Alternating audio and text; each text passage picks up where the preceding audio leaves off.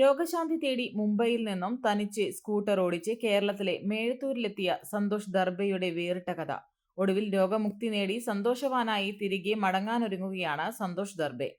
Parkinson രോഗം ബാധിച്ച് ചലനശേഷി നഷ്ടപ്പെട്ട് ദുരിതത്തിലായിരുന്നു മുംബൈ പനവേൽ സ്വദേശി 48 വയസ്സുള്ള സന്തോഷ് ദർബയുടെ ജീവിതം.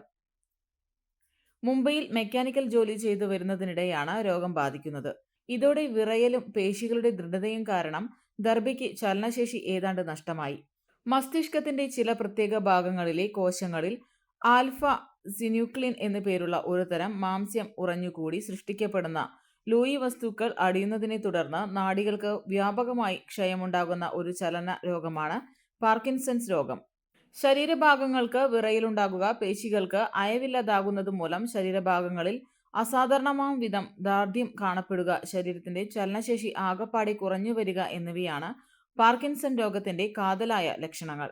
രോഗം മൂർച്ഛിച്ചതിനെ തുടർന്ന് മേഴത്തൂരിലെ doctor KV Vijayan institute of Ayurveda medical science managing ഡയറക്ടറും ചീഫ് ഫിസിഷ്യനുമായ ഡോക്ടർ KV വിജിത്തിന്റെ കീഴിൽ സെപ്റ്റംബർ മാസം ഓൺലൈൻ ചികിത്സ ആരംഭിച്ചു.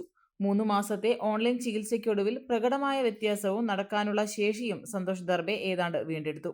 തുടർന്ന് ആയുർവേദ പഞ്ചകർമ്മ ട്രീറ്റ്മെന്റിനായി മേഴത്തൂരിലേക്ക് നേരിട്ടെത്താൻ ഡോക്ടർ നിർദ്ദേശം നൽകി.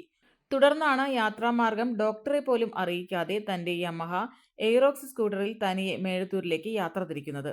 2 ദിവസത്തെ യാത്രയ്ക്കൊടുവിൽ ജനുവരി 8-ന് മേഴത്തൂരിലെ ചികിത്സാ കേന്ദ്രത്തിലെത്തുകയും ചെയ്തു.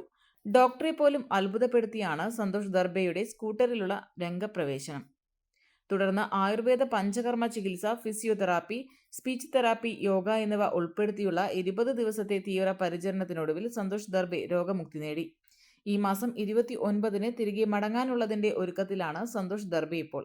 എന്നാൽ വന്ന പോലെ സ്കൂട്ടറിൽ തിരികെ മടങ്ങാനുള്ള ഡോക്ടറുടെ അനുമതി മാത്രം ലഭിച്ചിട്ടില്ല. ഇതോടെ തിരികെ തീവണ്ടിയിലാണ് സന്തോഷ് ദർബയുടെയും സ്കൂട്ടറിന്റെയും മടക്കം. I am coming from Mumbai.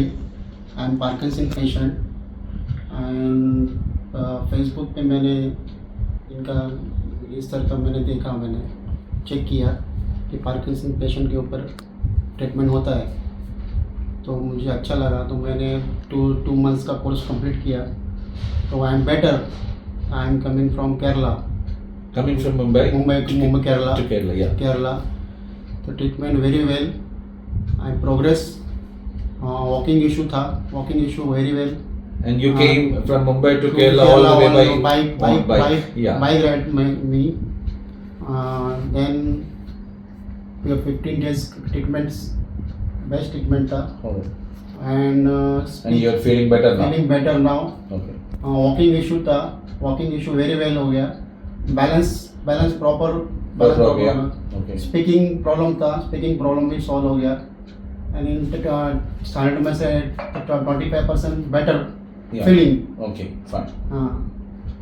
Santhosh Darbe 48 വയസ്സാണ്, ബോംബെയിൽ നിന്നാണ് വരുന്നത്. സെപ്റ്റംബർ മുതലാണ് നമ്മുടെ ഇവിടെ ട്രീറ്റ്മെൻറ്റ് തുടങ്ങിയത്. അപ്പോൾ 2 മാസം മരുന്ന് ഇവിടുന്ന് ആദ്യം നമ്മൾ വീഡിയോ കൺസൾട്ടേഷൻ എടുത്ത് മരുന്ന് നമ്മൾ കൊറിയറായിട്ട് അയച്ചു കൊടുത്തു. 2 മാസം മരുന്ന് കഴിച്ചപ്പോൾ അദ്ദേഹത്തിന് നല്ല വ്യത്യാസം ഉണ്ടായി. അതിനുശേഷം 2ാമത്തെ സ്റ്റേജ് ഓഫ് ട്രീറ്റ്മെൻറ്റ് എന്നുള്ള നിലയ്ക്ക് അദ്ദേഹം ഇവിടെ വന്ന് അഡ്മിറ്റായിട്ട് ഇപ്പോൾ 2 ആഴ്ച കഴിഞ്ഞു. അദ്ദേഹത്തിൻ്റെ എല്ലാ സിംറ്റംസും അത്യാവശ്യം നല്ല വ്യത്യാസമുണ്ട്. നമ്മളിവിടെ ആയുർവേദത്തോടൊപ്പം തന്നെ physiotherapy, psychology counselling, speech therapy, അതുപോലെ തന്നെ യോഗ പോലെയുള്ള സംയോജിത ചികിത്സയാണ് നമ്മളിവിടെ നൽകുന്നത്. അത്തരം സംയോജിത ചികിത്സ നൽകുന്നത് കൊണ്ട് തന്നെ പാർക്കിൻസൺ പോലെയുള്ള വളരെ ക്രോണിക് ഡിസീസസ്, പാർക്കിൻസൺസ് ഡിസീസ്, അതുപോലെ ഡിമെൻഷ്യ, അൽഷിമേഴ്സ്, അത്തരം ക്രോണിക് ഡിസീസസ് എല്ലാം നമുക്ക് വളരെ നന്നായിട്ട് മാനേജ് ചെയ്യാൻ സാധിക്കുന്നുണ്ട്. ഇദ്ദേഹം ഇതിൻ്റെ വേറൊരു കാര്യം എന്താണെന്ന് വെച്ച് കഴിഞ്ഞാൽ ഇദ്ദേഹം വണ്ടി ഓടിച്ചിട്ടാണ് ബോംബെയിൽ നിന്ന് ഇതുവരെ വന്നത്. 2 വീലറിലാണ് അത് വന്നത്.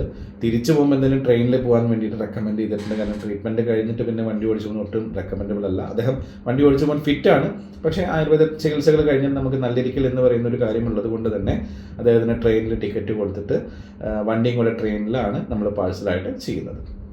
പെണ്ണു കൊതിക്കും പെണ്ണിനെ കൊതിപ്പിക്കുന്ന കനക കടകാഭരണങ്ങളുടെ കമനീയ ശേഖരവുമായി പട്ടാമ്പി പട്ടണത്തിന്റെ കനക കൊട്ടാരം Manukas gold and diamonds, Manukas tower railway ഓവർബ്രിഡ്ജിന് സമീപം, മെയിൻ റോഡ്, പട്ടാമ്പി.